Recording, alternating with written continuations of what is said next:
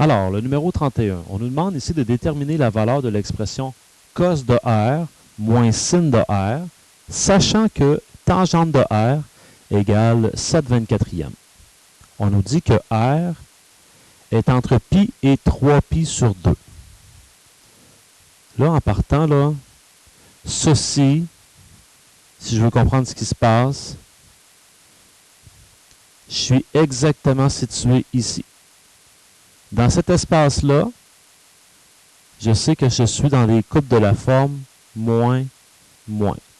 Donc, ça, c'est le cos, et ça, c'est le sin.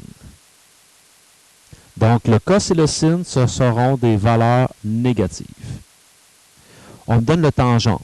Là, avec des identités trigonométriques, je vais aller chercher la valeur du sin et du cos, parce que ce que j'ai à calculer, là, c'est directement ici, là, c'est cos de R moins sin de R. Première identité que j'ai ressortie, c'est tangente carrée de R plus 1 est égal à sécante carrée de R. Pourquoi j'ai utilisé celle-ci? Ben, c'est que puisqu'on me donne la valeur de tangente de R, je vais pouvoir aller déduire d'autres mesures.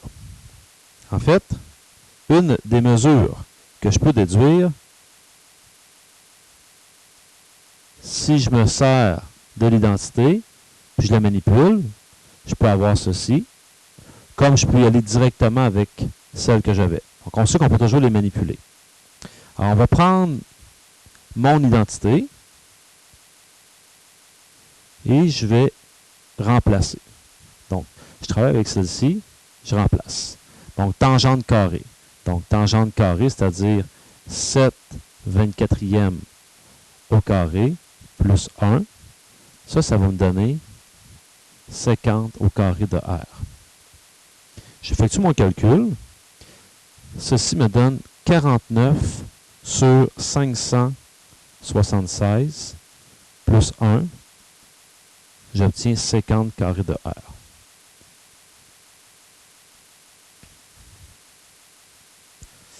En regroupant sur le même dénominateur, on obtient 625 sur 576 est égal à 50 carré de R. Alors, je peux sans problème extraire la racine carrée de chaque côté de manière à obtenir la valeur de sécante de R. J'effectue la racine de chacun, j'obtiens 25 sur 24. Mais 25 sur 24 correspond à sécante de R. Et on se souvient que sécante de R, c'est l'inverse du cos. C'est 1 sur cos de R. Donc, si je veux avoir la valeur de cos R, j'ai simplement qu'à inverser cette fraction-là. Donc, cos de R, je sais que ça correspond à 24 sur 25. Je vous dirais même que ici, là, on va aller fixer ça à moins, puisque dès le départ, je savais chercher une valeur négative du cos. Alors, j'ai maintenant la valeur du cos. Il me reste à trouver la valeur du sin. Bon. Regardez la deuxième identité que j'ai fait ressortir. Cos carré de R plus sin carré de R est égal à 1. On connaît cette identité-là. Moi, avec ceci, j'aimerais ça aller chercher la valeur du sin de R. Alors, je peux sans aucun problème manipuler mon équation de manière à isoler le sinus. Donc, dans un deuxième calcul, ici, je vais calculer la valeur du sinus. Sinus carré de R égale 1 moins. Mon cos, c'est, je peux bien l'écrire comme ça, moins 24 sur 25 au carré. Donc, 1 moins. J'élève mes deux termes au carré. Ça va devenir positif. Je vais obtenir 576 sur 625.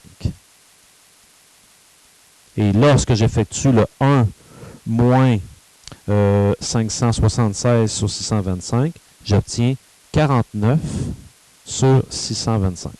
Ça, je vous rappelle que c'était la valeur de sin carré de R. Donc, comme tout à l'heure, je peux extraire la racine à gauche et à droite de manière à aller chercher la valeur de sin de R. Sin de R, j'effectue la racine de chacun. ce qui me donne 7 sur 25. Et bien sûr, encore une fois, je vais le considérer comme étant négatif. Deuxième valeur que je dois conserver. Alors, j'ai maintenant la valeur du cos de R et du sin de R dans cette section-ci de mon cercle trigonométrique. Et là, ce qu'on me demande de calculer, c'est cos de R moins sin de R. Je vais venir ici. Donc, voici mes deux calculs. Cos de R moins sin de R. On va faire ça ici. Donc, pardon. Cos de R moins sin de R. Cos de R, ça donne moins 24 25e, moins sin de R qui est moins 7 25e. Deux négatifs consécutifs, ce qui donne un plus. J'obtiens moins 17 25e, ce qui est la réponse du numéro 31. Maintenant, avant d'aller plus loin, permettez-moi de vous montrer une autre façon, je dirais peut-être plus géométrique, de voir la solution de ce problème-là. Au départ, on me disait que le tangente de R est égal à 7 sur 24.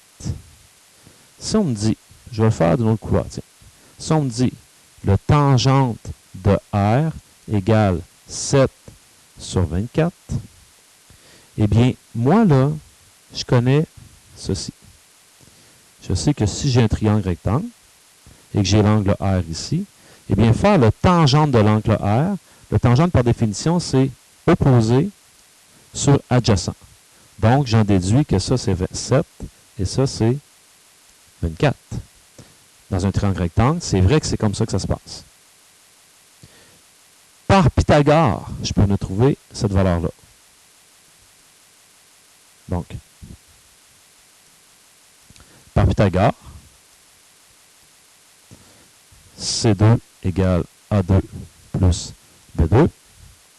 Donc, j'effectue 24 au carré plus 7 au carré. Je fais la racine carrée, j'obtiens 25. Je reviens ici, ça veut dire que mon hypoténuse vaut 25. Et là, regardez bien ce qui va se passer. Ça devient assez simple, parce que lorsque je vais avoir le sin de R, le sin de R, par définition, c'est opposé sur hypoténuse.